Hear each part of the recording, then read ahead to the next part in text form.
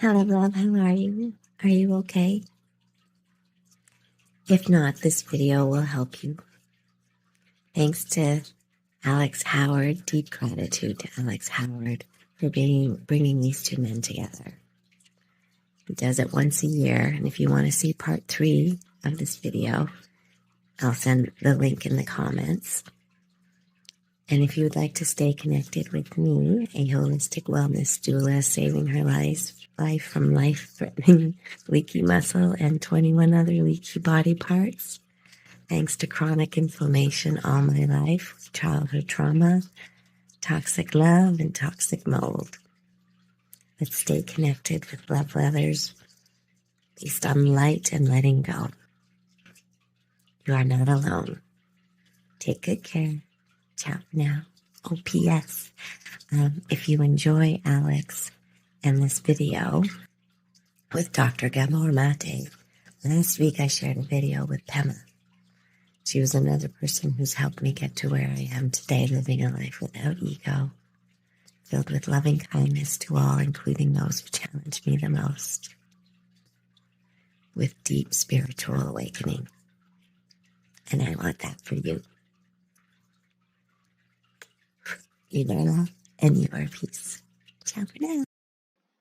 Hi, I'm Alex Howard, and I'm the founder of Conscious Life, and I have great pleasure in welcoming you to this 3-part video series exploring trauma and awakening with Dr. Gabor Maté and Hamid Ali, who writes under the pen name of A.H. Almaas. And when I was interviewing Gabor, I noticed that a number of times in the interview, he referenced Hamid's work. So at the end of the interview, when we stopped recording, I offered to put the two of them in touch. Having been a student myself of Hamid's work for, I think, around 15 years at that time, it was a great privilege to bring together who I think are two of the most important voices of our generation. And after a while, I had an idea. I was really excited about the potential to create a program bringing these two leading thinkers together to really explore how trauma and awakening are connected. To have Gabor as a leading expert on trauma and Hamid as a leading expert on awakening, but knowing that both of them have a deep interest in each of these areas. So what you'll experience over these 3 videos is in this first video, me talking with Gabor around how trauma relates to spiritual inquiry and awakening. And then in the second video, I'll be talking with Hamid about what the potential is for spiritual awakening through working with trauma. I think just as a helpful frame at the start, when you speak of trauma, what do you actually mean? Well, trauma originates from a Greek word for wound or wounding. So trauma is a wound. And to put it metaphorically, if a wound is raw, it's very sensitive. So a wound is when you touch it, it really hurts. So trauma induces these pains, these aches, these sensitive spots where they're touched later on in life, and all of a sudden you have this big pain reaction. But that's on the one hand. On the other hand, trauma, if you look at it as a wound, what happens to wounds is they form scar tissue, and scar tissue is thick and hard, and it doesn't have any nerve endings, so you don't feel. And it also, it doesn't, it's not flexible, it's rigid, and it can't grow. So a traumatic insult to you will have the aspects of being very sensitive and painful when it's touched, on the one hand. On the other hand, you'll develop defenses against it that make you more rigid, less flexible. You can't grow emotionally or spiritually, and it just is constriction. It's a constrictive thing. Now, that's on a metaphorical level. When people use the word trauma, they often think of terrible things happening, like a tsunami or a war. or abuse or severe neglect and beatings and so on. Well, those are traumatic, but they're not the trauma. Trauma is it's not what happens to you. It's what happens inside you as a result of what happens to you. And this is where we get closer to Hamid's work, because he says somewhere that the biggest calamity that happened to you is that you lost the connection to yourself. And the essence of trauma is that you lose the connection to yourself. And I think one of the things that's been interesting in recent years is there's been a growing, in no small part due to the evolution and the popularization of your work, of an understanding of this idea of trauma, that a lot of people who have been doing spiritual work or inner work for many years and have hit places they've just not been able to move through, or they've had real suffering come up on that path, have started to be able to put some language to it, to start to actually understand some of what's actually been going on for them. That it's been there, but they've not been able to work with it because they haven't really known what's been there.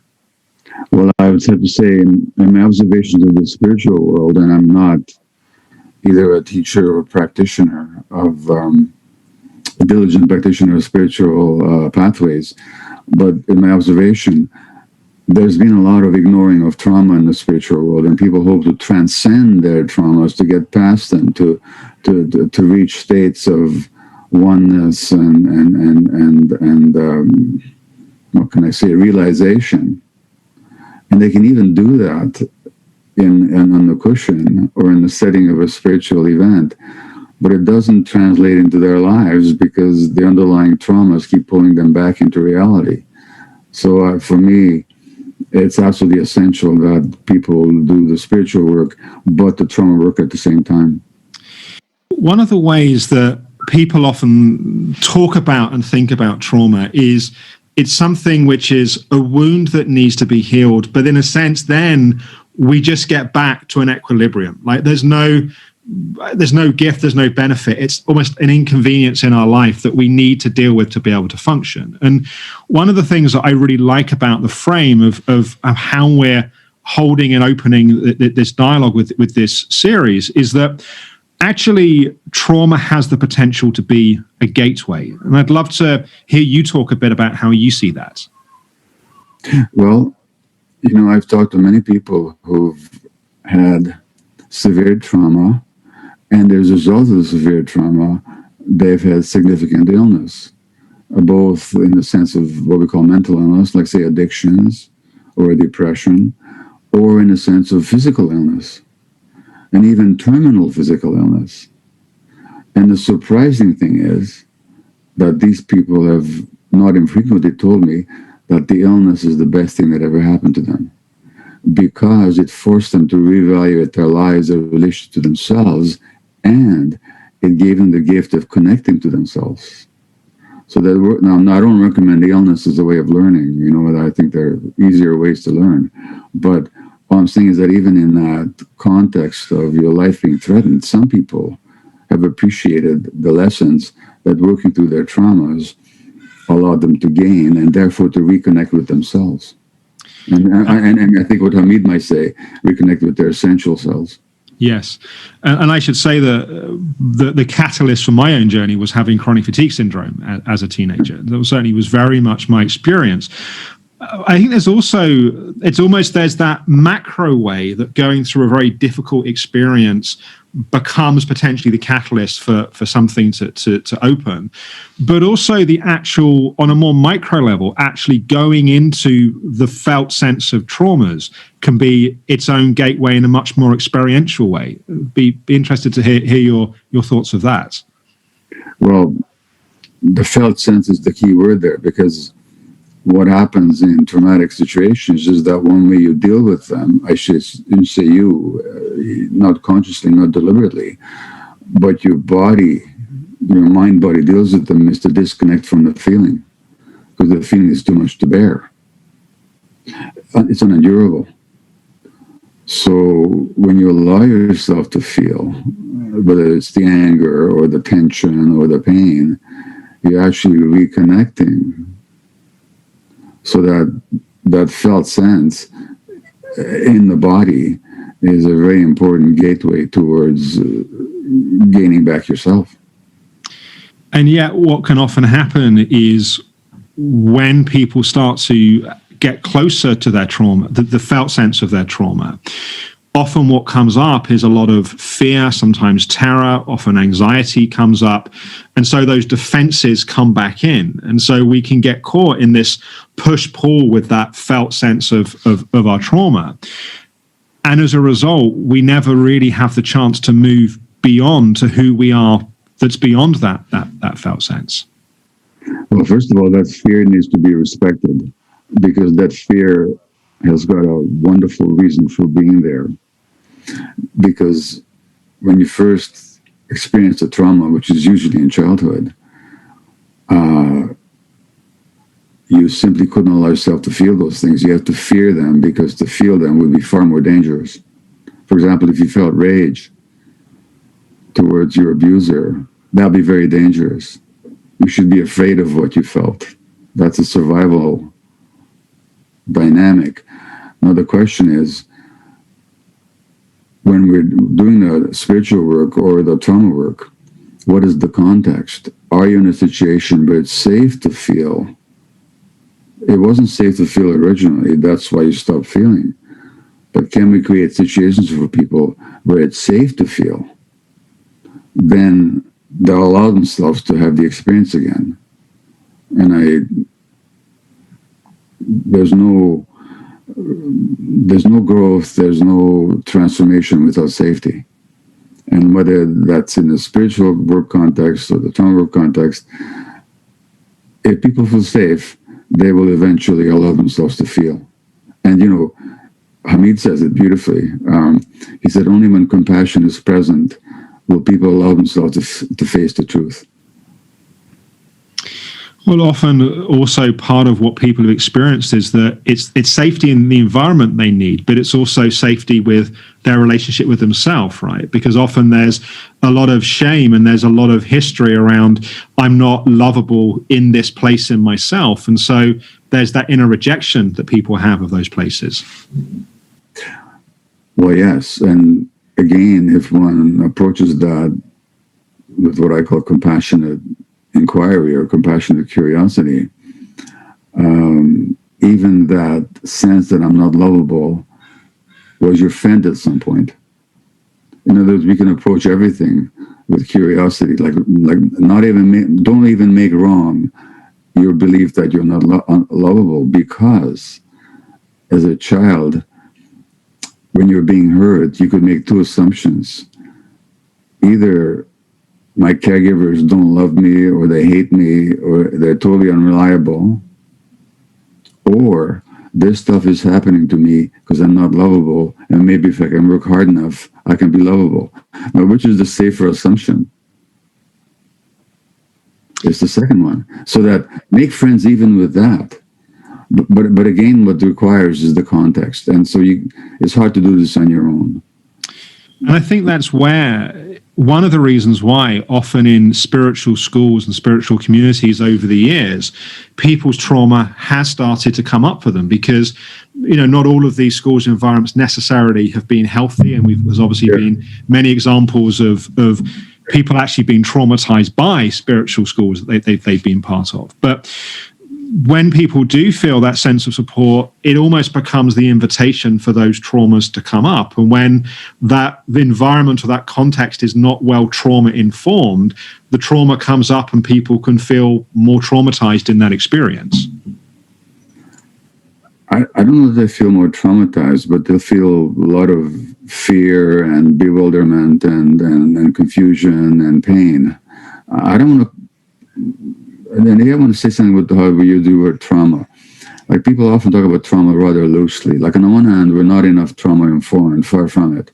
But on the other hand, we use the word rather cavalierly. So people say, I went to a movie last night and it was so traumatic. No, it wasn't. You just felt upset, Or I had a lot of fear. It was so traumatizing. No, it wasn't. You just had a lot of fear. Trauma, again, is when you're wounded and you're more restricted. So you can have all these experiences of fear, confusion, and bewilderment without being traumatized. What is happening, actually, It's not that you're being re-traumatized, it's that your original trauma is being brought to the surface. Something that I'd love to hear your reflections on is one of my first experiences really opening in a safe way to my emotions was actually on a retreat as part of the Diamond Approach, which is the school which Hamid runs. And I was dealing with the trauma of my father leaving soon after I was born and the abandonment and the intense pain with that. But in going into that very, very painful place, there wasn't just a sense of some resolution around that.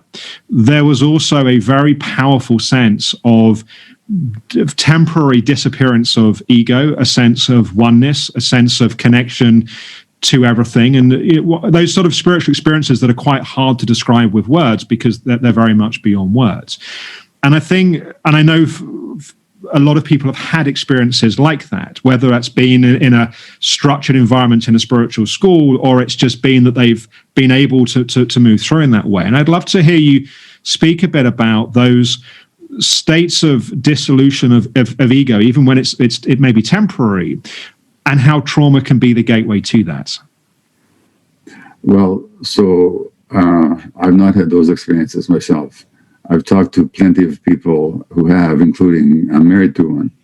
And my wife had one of those experiences when there was a very painful passage in our marriage. And how I was showing up was really hurtful to her. And she totally surrendered to the pain. And all of a sudden, the world becomes one, the ego disappears, and it's all pure energy. So, and you can read about this in the mystic poets of any denomination. People will also tell this. I talked to a very famous actress who said that in a moment of pain like that, she surrendered to a God she didn't even believe in.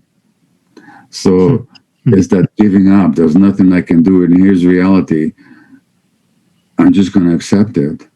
And that can give rise to those transcendent experiences, such as it seems you've had the grace to, or you've been bestowed with, the grace that you've been bestowed with. So in that sense, again, the pain of trauma, when we can surrender to it, I know can lead to those experiences. My problem is I don't do surrender. I haven't got a clue how to surrender to anything, So I can read about it, I can talk about it, and I can even guide people to it. But I've not, except in certain psychedelic settings, I have not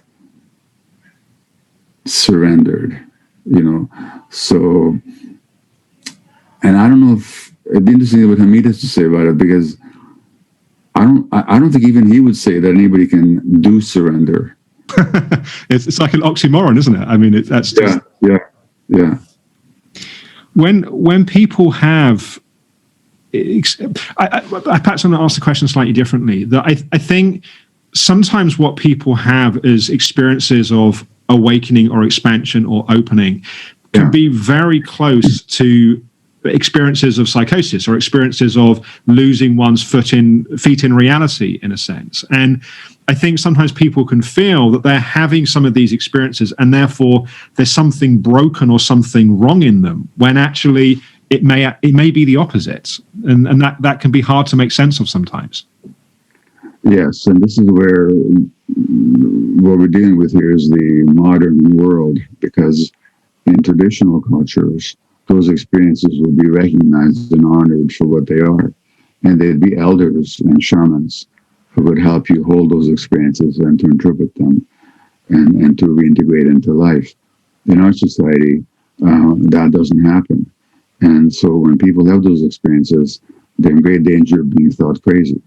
And there's no guidance, there's no context, there's no sense of the sacred. And because both psychosis and those experiences involve a loosening of ego boundaries and ego strictures, we can mistake the one for the other. And so a lot of the great saints and mystics of medieval times today would be probably in psychiatric hospitals. Many people that are watching this will have seen the documentary film that some very good mutual friends of ours, Maurizio and Zaya, produced, The Wisdom of Trauma. I love that title because I think, again, it brings an important aspect to this dialogue around trauma has wisdom, and that we can open to that and use it as its own guide. Say a bit more about how that wisdom can hold and support people on their journey. Yes, well, trauma is wisdom in two significant ways. One is the one we've already talked about, is that in exploring trauma and learning from it, and it can be a point, it can be a growth edge. We can grow from it. I'm very fond of quoting Aeschylus, the Greek playwright, who in his play The Agamemnon has the chorus declare that the way that God's made us human beings, we have to suffer into truth. And so trauma, of course, is a way of suffering into truth with the right guidance. Trauma can also completely shut us off away from truth. And some people, that's the effect. And then they go into politics. But that's a whole that's a whole other story. The wisdom of trauma is that when we explore the trauma, and Hamid says this, like the deficiencies can lead us back to our essence, and trauma work can do the same thing. Now that's the one kind of wisdom that trauma has. The other wisdom that trauma has is in the traumatic experience itself, because the trauma is the disconnection from the self, but there's a wisdom in that disconnection, because it was unbearable to be connected when we weren't supported. So that even the traumatic response, like what we call post-traumatic stress disorder, that's a medicalization of a normal response to abnormal circumstances. There's a wisdom in it. When you've been shot at a lot, it's wise for you to be scared of loud noises. Now, of course, it's dysfunctional because you hear loud noises when you're not being shot at, and you're still responding as if you were. But there was a wisdom in it originally, it wasn't there? So that there's a wisdom both in the working through the trauma, but also even in the traumatic response, there's a kind of an immediate wisdom, a protective aspect to it. When we were conceiving, part of how this program that we're putting together came about was when I interviewed you last year for the Trauma and Mind Body Super Conference, and I noticed that you referenced a few times Hamid's work in the interview. You and I had a chat afterwards, and I was very happy to put the two of you in contact. And it struck me in the interview that Hamid's work has influenced your elements of your thinking around trauma and the potential of trauma as a source of awakening. And I'd just be curious to hear from you how you see that body of work having shaped your work, particularly for people that have followed your work over the years but perhaps haven't heard of Hamid's work before. I'd be interested to hear how you see that influence. Well, anybody who's ever attended a workshop with me has the pleasure of watching me fumble with my cell phone to look for quotations of Hamid that I've dictated to myself, So a lot of his teachings have informed, and this is before I was aware of trauma work, actually. Just his understanding of the personality as a kind of response to the loss of self, and that we're not the personality, and that the personality can guide us. The features of the personality can guide us to where we lost connection with ourselves. And then his whole theory of essence and his theory of wholes, are where we lose essential aspects of ourselves, we develop a whole, which we then try to fill up by compensatory mechanisms, and that's the personality.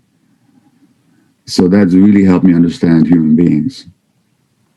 Now, when it comes to trauma, and of course I read many of his books, and I've even made notes on his books, voluminous notes. And one of the reasons I did that is because I kept thinking, if I write it down, maybe I'll learn it. And the funny thing is, I'll read my notes, and I have a whole notebook filled with my cribbing from his books. I'll read the notes that here's how it works. I read the book, I underline them. I reread the underlining. I copy out the underlining. And then I read what I copied out 3 years later, and I say, why didn't you say that before? Well, of course, I did say it before, but it's my somewhat futile attempt to grasp through the mind that doesn't come through the mind. So for me, it's a constant challenge to come to terms with his work, but it's a challenge that I find invigorating and illuminating. And to tell you the truth, I keep forgetting it. At least on some level I do. My mind keeps forgetting it. That's why I read it again and say, no, this it's not, that's not unique to my relationship to him. It's in general true with my relationship to spiritual teachings. But for me, he more than anyone else, in fact, far more than anyone else, has been able to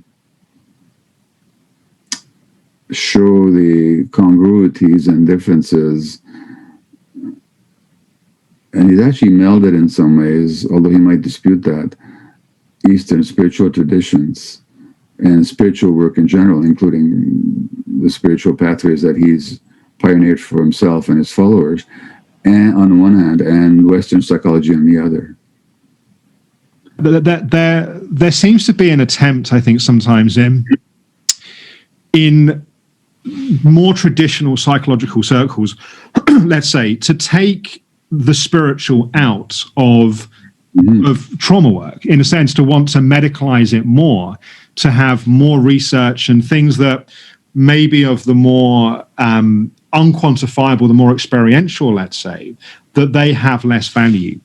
And yet, certainly my experience has been, you simply, by the very nature of opening to your lived experience, you have to ask these questions about who you are beyond the trauma. I wonder how you see the attempts to negate or to remove the spiritual from these, this work and these conversations. There's no attempt to remove it in medical work. It's just not recognized.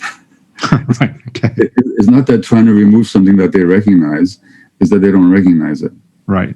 Number one. Number two, they even separate the mind from the body, let alone the spirit, the spiritual aspects of our being, but the mind from the body is separated. And so it's very interesting.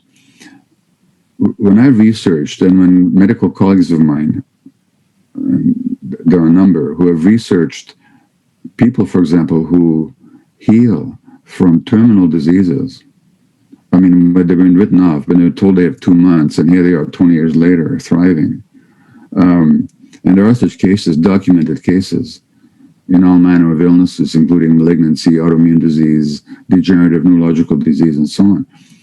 When you look at what's changed for these people, these so-called spontaneous remissions are not spontaneous at all. What's changed is there's been a profound shift in the individual's relationship to themselves. And almost always that includes the spiritual dimension. But even if it doesn't include a overtly identified spiritual dimension, it does include a dimension of people seeing themselves no longer as isolated as individuals, but as serving a far greater whole, and as not even just as belonging to something, but being part of something, and that so that their sense of self expands beyond the little personality whose limitations and whose false compensations led them into illness in the first place.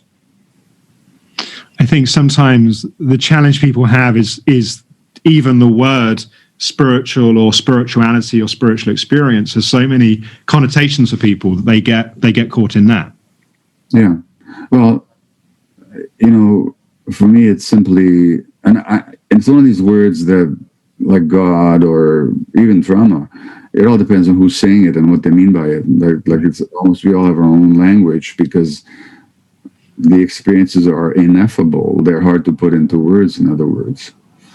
They're hard to put into words. But for me, spirituality, it might be a rather pedestrian definition, given my own lack of soaring into the spiritual realms. But it's a sense that there's more to it. There's more to the big it, and there's more to us than simply our physical and psychological boundaries. And that, biochemically, that makes perfect sense to me, because at some point we were all dust. And here we are, dust with consciousness. Yeah. Why do we think that we're separate from the dust that we came from in the first place? But it's just this awareness of something greater, and the seeking to experience that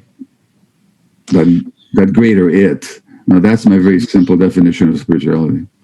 And I think that those definitions become important because I think, as you say, people can get trapped in their idea of religious versions of God, or their own, perhaps even troubled past, let's say, with that. And actually, there's something actually very simple and very experiential about actually what we're talking about here, which is beyond really those ideas and those histories.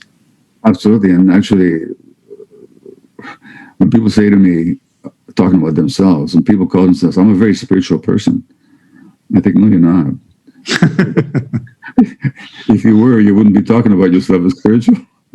It's like people say, I'm not lying. You think, well, the fact that you started the conversation with that suggests that there's some sort of defense, right?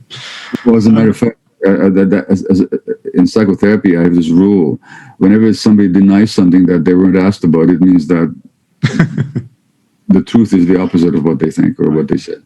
Yeah. Gabor, I'm mindful of time, but as a kind of closing question or exploration, I'd love to hear a bit about why you chose to collaborate with Hamid and do this project. What's exciting to you about it? Of course, that it is unfolding.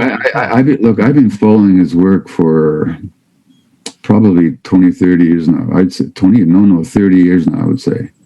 Reading his books seriously and taking his teachings very seriously, to the extent that I understand them, which often I don't. But I always think there's something there that's worth understanding.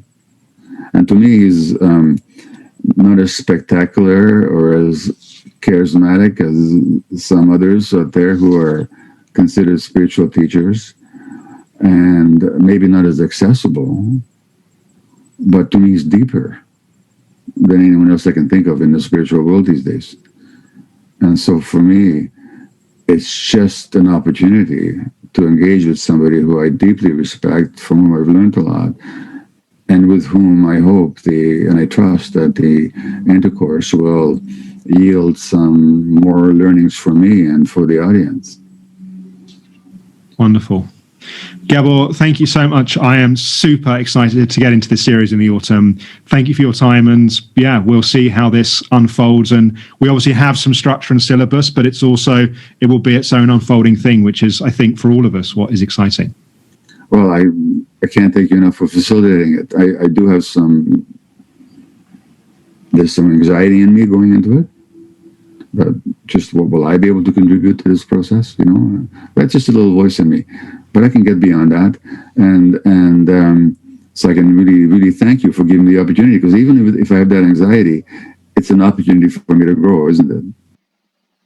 Yes, and I know there are many people that are hearing you say that and appreciating the humility, but also knowing how much you have to offer and bring as well. Because, as particularly I'll talk about in the interview with Hamid, the lack of understanding of trauma in much of the spiritual world is such an issue as well. So that, for me, part of what's so exciting is bringing together two areas that have so much to offer each other, with who I consider to be the two most developed and deep voices, in a sense, in those areas. So I think it's something very special, and I certainly feel very blessed to have the opportunity to help facilitate it.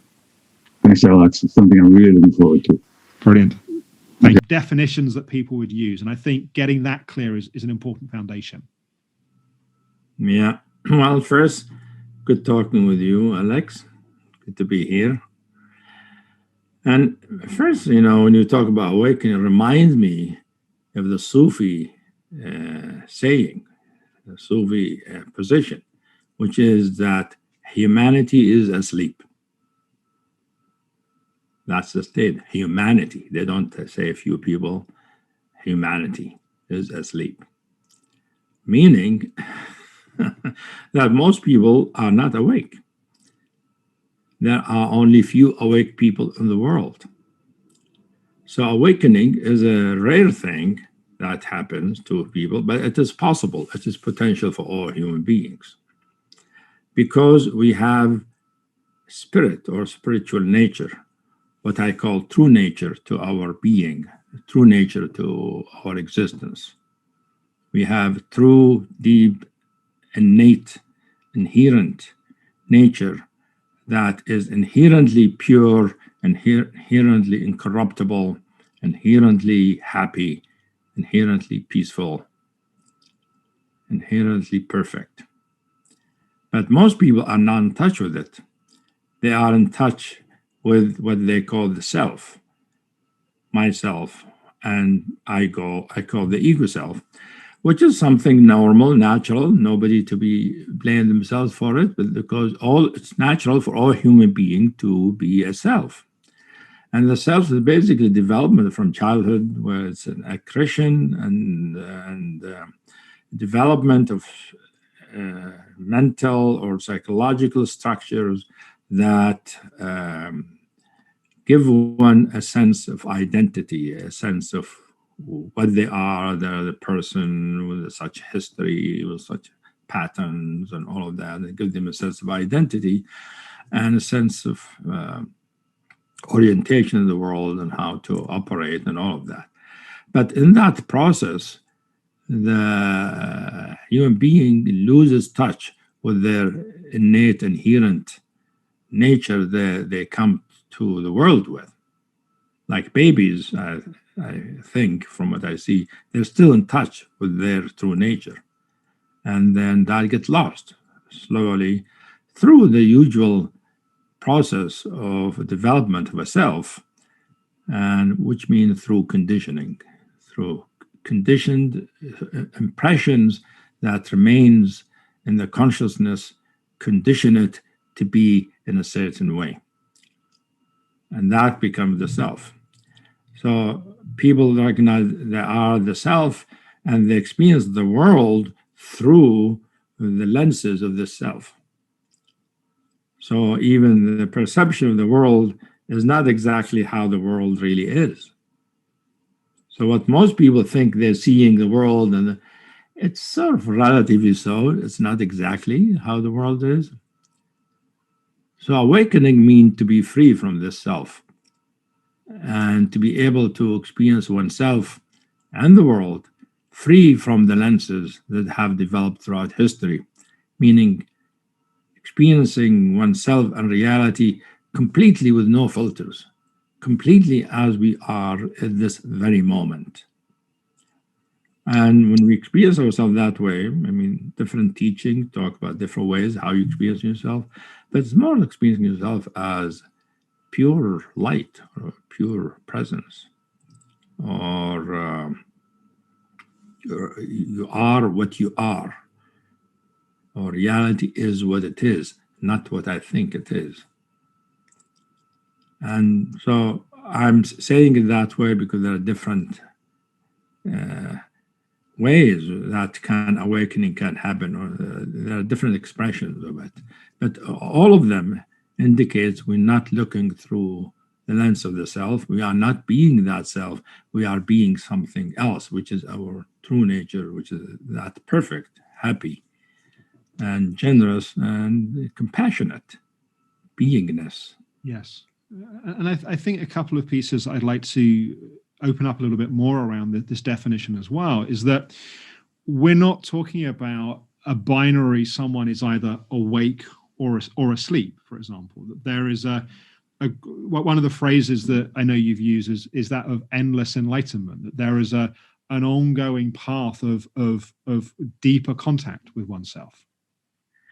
Well, that's because enlightenment has many kinds of enlightenment, and it can deepen and expand. But there is a demarcation from somebody who's not awake and somebody who's awake. It's a quantum jump. It's true that people, even in the sense of self, they are less or more conditioned, less or more stuck, suffer more or less, because the self has in it all the suffering, because the suffering both of the history that still remains and the suffering of not being connected to oneself, because true happiness and fulfillment can only come from inside, from the true beingness, true nature. So people, even though one is the ego self, this connection from the ego self can be in various degrees. That doesn't mean the person who is not that disconnected, they're awakened. They still might not know what they are. They just to be nicer person. Yes. Reasonable person, loving person. That one you could say, well, they're not as stuck as somebody who's, angry and hateful and selfish and they don't care about other people. That one is more conditioned, more stuck. One of the things for me has been so powerful and so transformational about your work is that we're not just talking about something which is an intellectual idea or something which one reads in books around realization and awakening, that there is a very felt, embodied, alive sense of one's deepening of connection to one's true self. Yeah, the sense of immediacy is very important. Immediacy, directness, very grounded, very felt. As you said, almost visceral, although it's not physical. So the true nature has qualities of presence, fullness, textures. It is like depth or smoothness or density or fullness or brilliance. All these are both visual and sensate.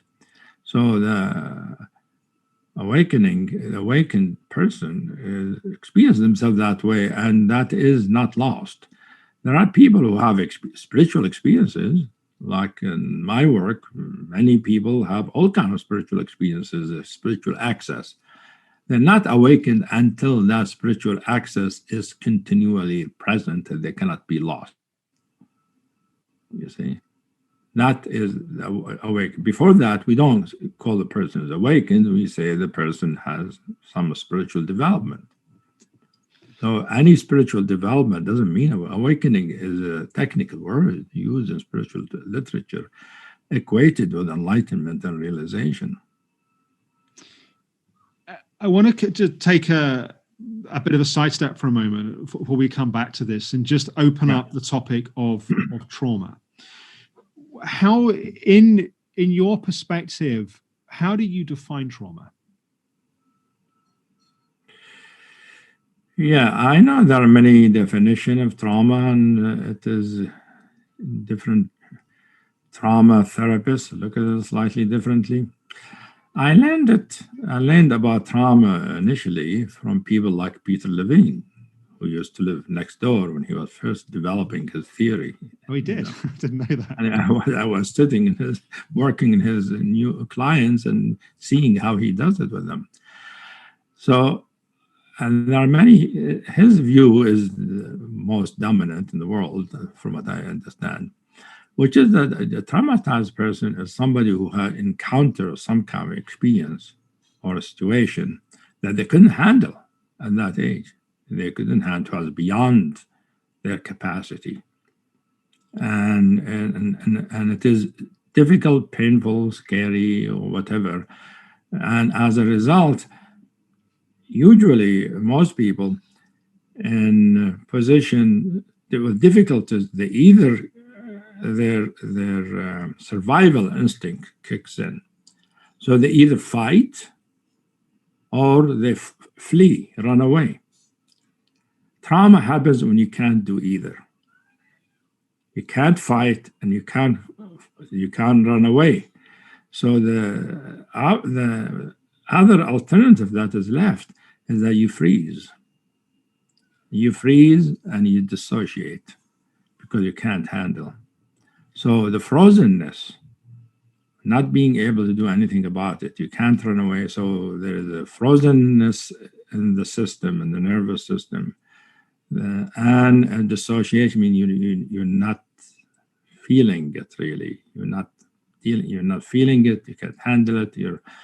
You're basically it becomes suppressed, completely unconscious with the content of the trauma. What's left is the effects of it that happen later in life, which create a great deal of difficulties for the person in living their life. So trauma, if there is no frozenness and dissociation, I won't call it trauma. You see? And there's also, I know, another lens on trauma that I've heard you speak about, that in many ways, the ultimate trauma that we experience is the disconnection from our true nature. That is an interesting perspective, because if you take that position, Alex, then the human race as a whole is traumatized. Everybody is traumatized. Now, most trauma therapists won't take that position, that the human race as a whole is all traumatized. There are traumatized people, and there are people who are not traumatized. So I usually wouldn't think of disconnection with true nature as a trauma. I will think of it as the biggest problem human being has. You see? Yes. A trauma is a very specific kind of a problem. This is a problem that is of a different order than trauma or not trauma. You see, as the self develops, as we talked about it through history and its impression, it can have trauma in it or might not have trauma in it, but there is always a self. The development of the ego self is the loss of connection with our true nature, with our true beingness or spiritual nature. And that, of course, becomes the source of much suffering. Most suffering that is in the world is because human people are not awakened. They're not connected with their true. Because if somebody is really connected with their true nature, which is the source of compassion and love, they can't be selfish. They have to care for people. You look around the world, it's not true. Some people are that way, many people are not. And some of those cruel people are traumatized too, which makes them worse in their ego, because the ego, as it develops, the ego self has various forms and kinds, and many kind of neuroses, psychosis, all kinds of stuff that happens. You don't call all neurosis trauma, you see. And but I do want to emphasize that being disconnected from our true nature is the basic issue, basic difficulty that any human being really is engaged in, and most people don't know it. You see, even people who are not traumatized, who don't have trauma, they don't consider trauma, that they don't need to seek trauma therapy, right? They live their life, they're married, they're generally okay, they have a good job, and they function fine in the world, you know. Those people are still not awakened, and their depth of happiness, of fulfillment is limited. I'm interested to explore a little bit how you see trauma showing up on the path to awakening. I think often one of the catalysts for people coming to inner work is, if we take a very broad definition of trauma, they're different experiences that have been painful and difficult in their life. And there's this aspiration that if I do spiritual work, I will alleviate or reduce my suffering. Other people have no language or no sense of trauma. They just feel that something in their life is painful and difficult, and spiritual work is a pathway to hopefully alleviate that. How do you see that play out? Yeah, so people who come to spiritual work, they come because they're suffering sometimes. Sometimes they come because there's meaninglessness to their life. They want their life to be meaningful. Sometimes they feel there's something missing. Like all their successes, they got everything working out, but they feel something is missing. Sometimes there's a deep longing for something. They don't know what it is, but they have a deep longing for something they don't understand. You see, some people have it explicitly. They want to feel union with the divine, or they feel, or they have experiences. Sometimes some people get in touch with something. They have breakthrough with deep insights, deep experience of oneness or unity, and disappear. And they come to spiritual work because they want to go back to that. So there are many reasons people come to the spiritual work. And, in our work, my work, people who come, some of them have trauma, and there are degrees of trauma, of course. We have to remember that. And because just having trauma doesn't mean all traumatized people are the same. I will say, not everybody traumatized, but traumatized people, there are degrees of them, just like there are degrees of neurosis. And so people who are deeply traumatized, who come to the work, to the inner work, to work with their trauma, I usually wouldn't accept them as students. I will send them to a trauma therapist because that's what they need. They don't need really spiritual work. They need to work through their trauma, because they cannot access the spiritual nature as long as they still haven't dealt with their trauma. And spiritual work doesn't deal with trauma directly. In fact, spiritual work sometimes can re-traumatize people. And what can also sometimes happen is people don't realize they have trauma until they start to open things up and they start to explore themselves, and then realize that the reason why certain patterning is so compulsive and so strong is because of some of these traumas that get discovered. Yeah, I find that too. That some people, after working for a while, they discovered that they have trauma they didn't know about. And there are different kinds or different degrees of that. Some people, for instance, they're moving their spiritual work, they're opening, they're having access, but then they realize there's something doesn't happen. There's some particular difficulty or particular access that is not happening. And then that turns out to be because there's a trauma that's unconscious. And so depending on the degree of trauma, I might work with them or not. If it is intense trauma, I will still send them to a therapist while I'm working with them, but they work with a trauma therapist at the same time. Some people they come to the work and not obvious that they are traumatized, but after a while you see they don't move, they can't learn. And when you investigate further, it turned out because they have a big trauma that they didn't know about. And those people then, in fact, there are many of those people actually, and those people, they will need to do specific trauma therapist with a specialized, trained person to be able to do the spiritual work. You can't really do spiritual work effectively if you are under the impact of strong trauma. Yes, yes. I'm going to change language slightly here and come to a very broad definition of trauma. In fact, maybe a better word to use is suffering.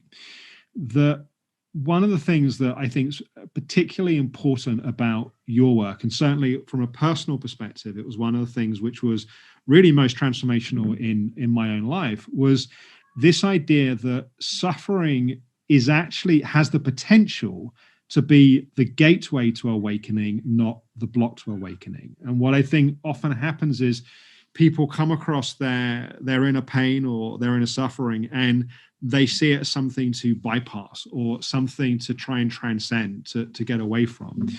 And in your work, that suffering has the potential to be the gateway. Say a bit about that, because I think it's a very important, different perspective to what I think many people have around suffering. Yeah, it is true. I mean, there are many teachings who try to transcend the suffering, to go to deep spiritual, transcendent spiritual state that doesn't deal with the suffering, that goes around it.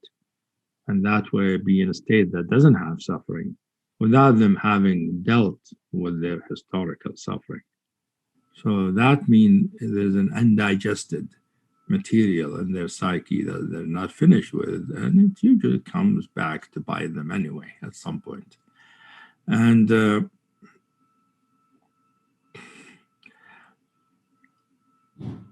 but in the work I do, I work with a person's experience. I don't use technique to go to a spiritual place. I work with what is the person, what they bring up, to me in terms what is their experience in the present moment in their life, and I work with it, and a lot of it has suffering. Usually, it's conflict of some kind or some kind. They don't. Usually, most people, when they come to work with me or another teacher, they don't say, "Oh, I'm happy today. Let's work on that." They say, "Well, I'm sort of feeling abandoned or depressed or this and that, and or have some anxiety, or or feel like worthless or empty, stuff like that." So it is a suffering, and that's what I work with. And working with that, it has a reason, why they are that way. It's not when people were not created that way. That developed throughout their history. It has a history behind it. So working with understanding and finding out its sources, understanding the sources and feeling them and making them conscious, then they can dissolve, lose their emotional charge, and become less of a barrier to spiritual experience, and in fact become a stepping stone to some spiritual aspects of oneself. Yes, and to come back to what we were saying a little bit earlier, I think it's important to make the point that it's not just that suffering can be a gateway in an intellectual way of, I can learn lessons from that, and that was a useful thing to reflect on, but in a very visceral, felt sense, that opening to and feeling and really going through the whole of that suffering is a portal. It is also a portal. But you see, any experience you have in the moment can be a portal.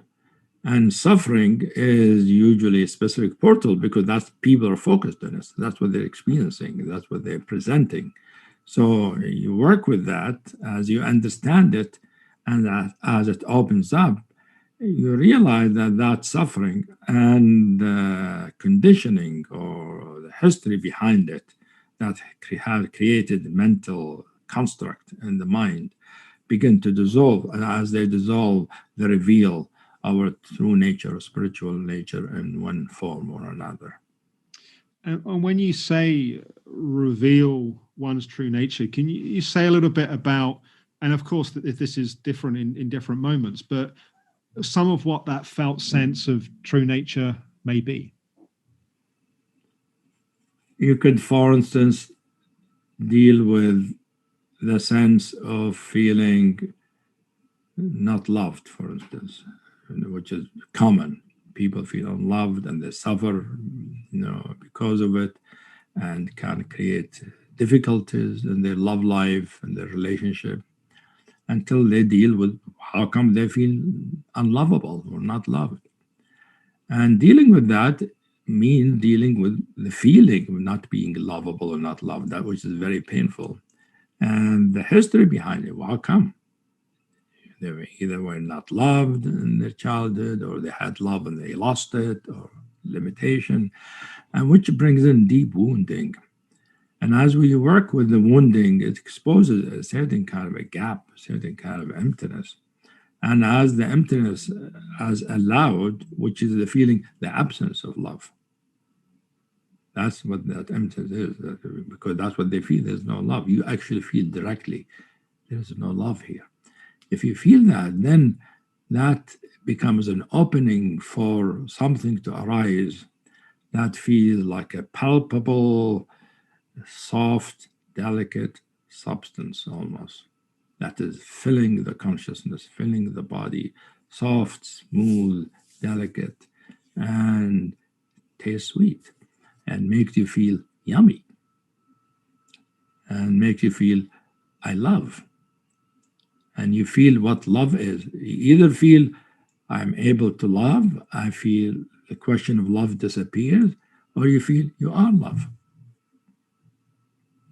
So that is very, the phenomenology of it is very distinct.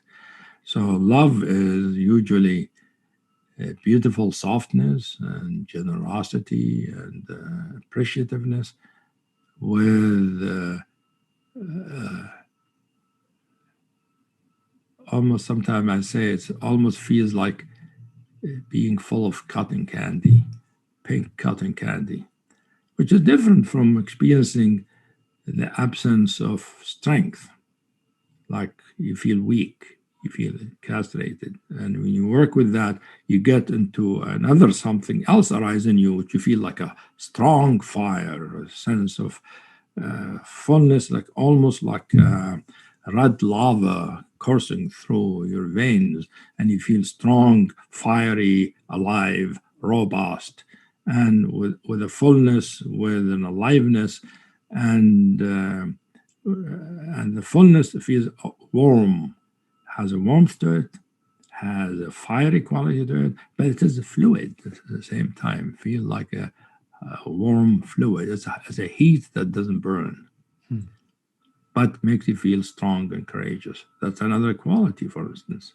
Yes. Or you can feel sometimes a sense of clarity, like presence of clarity. You can feel spacious, presence that is delicate, that is precise, that is transparent, like your liquid crystal, liquid diamond. I think what's also important to say is that initially, I think what happens is, to talk from my own personal perspective, initially going into these holes or opening to the deficiency was a sense of, I don't know what else to do. It's almost, I have no choice but to explore this. And then it shifted over time from a trying to get out of pain and desperation to a genuine curiosity and love of truth, whatever that may be. And I think it would be helpful just to speak a bit to some of the different orientations of where people are meeting this work from and the potential for that to evolve. That means you have matured spiritually to know that you avoiding trying to get the love or the strength from somewhere else, being strong by doing sports or being loved by trying somebody to love you or trying to make yourself, look good and rich and all that so people love you. You realize those don't work. When you realize that these things don't work, that means you have already gone halfway into the spiritual development. And then you realize you can't go there. You have to go inward. And you're going inward, even when you go inward and explore yourself. You can't push it. You can't make it happen. You can just explore and be open. And then it happens like a blessing. It appears as a grace. For people who are watching or listening to this that have perhaps tried different approaches where they've tried ways to get rid of suffering, to transcend suffering, perhaps they've tried more transcendental paths, what's the potential? And I know it's not about making promises because ultimately everyone's experience is different, but what's the potential of someone really turning towards their pain and suffering? Is that, well, if you really don't neglect it, face it and grapple with it from a spiritual perspective, with presence and clarity, openness, and love to know the truth of it. Loving to know the truth is the heart's spiritual orientation. And then you find the truth of it, and then it dissipates because you recognize the truth of it.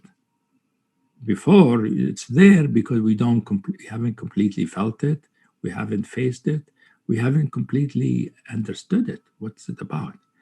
So the full experience and the full facing of it and the complete understanding of it, it loses what we call its emotional charge.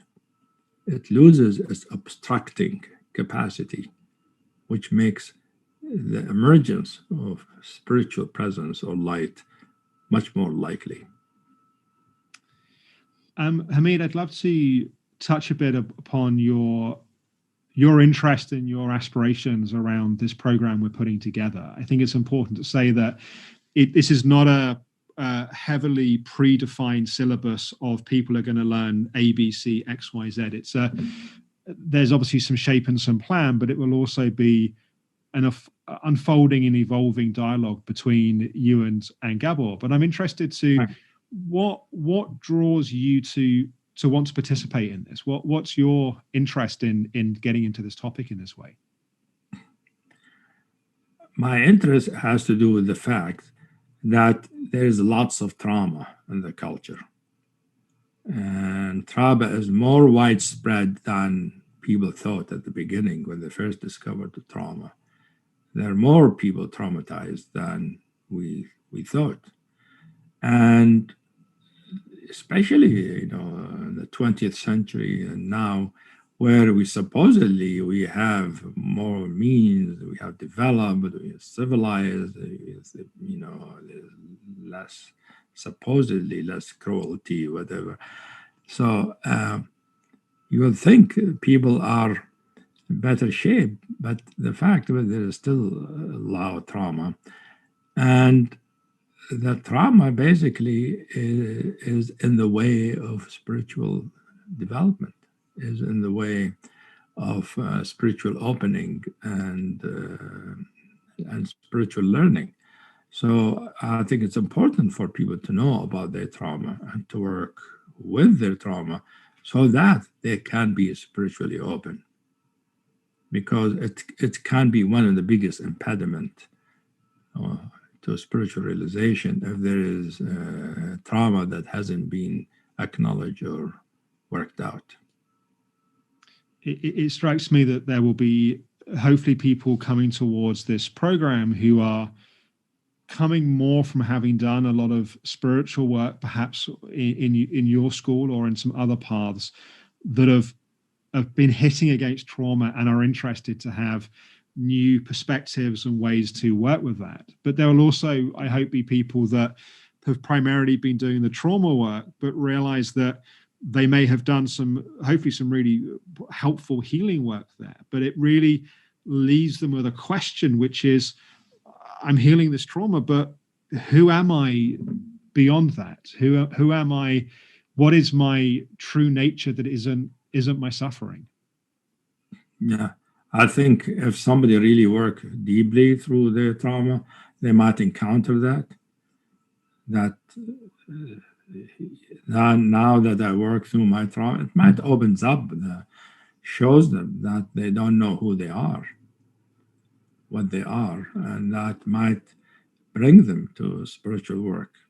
Not always. Some people work through their trauma, and they go see a therapist, and they become like a normal self, what we call a normal self. They can live their life okay without flashbacks or,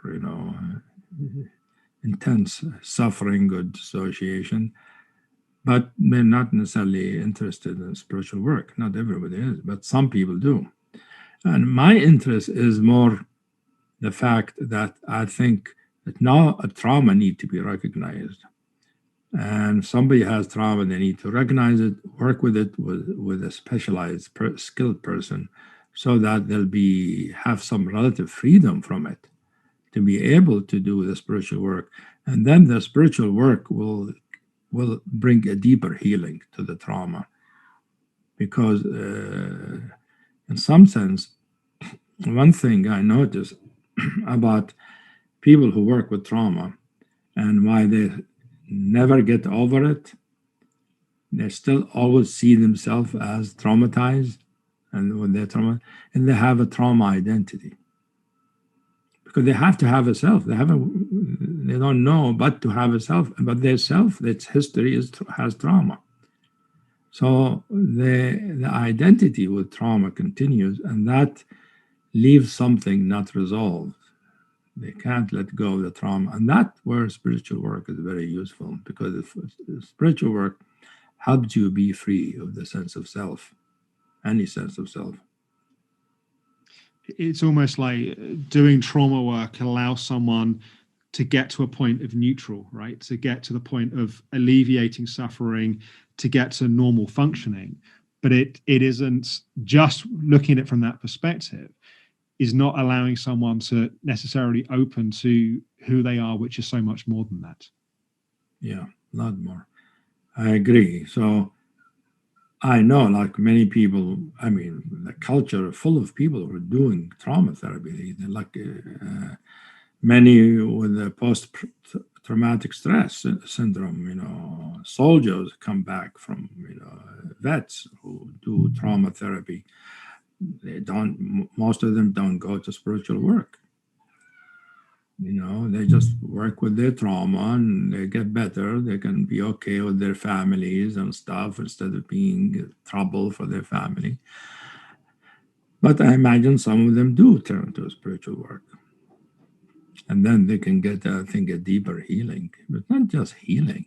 They get the possibility of true happiness and fulfillment. Because spiritual work is not just healing. Spiritual work is you get healed, but you also have something positive happening, a fullness, a richness in life, and a kind of freedom and fulfillment and expansion that is, which is more than people think is possible. Hamid, I'm really looking forward to this, and I'm really, having had some meetings with you and Gabor together, I really enjoy asking a few questions and stepping back and allowing the two of you to feed off each other in your thinking and ideas. So I'm really excited for this program. Yeah, I think he has his specialty and I have my spiritual work, and the interaction between the two is important because there need to be a dialogue between the two, I think.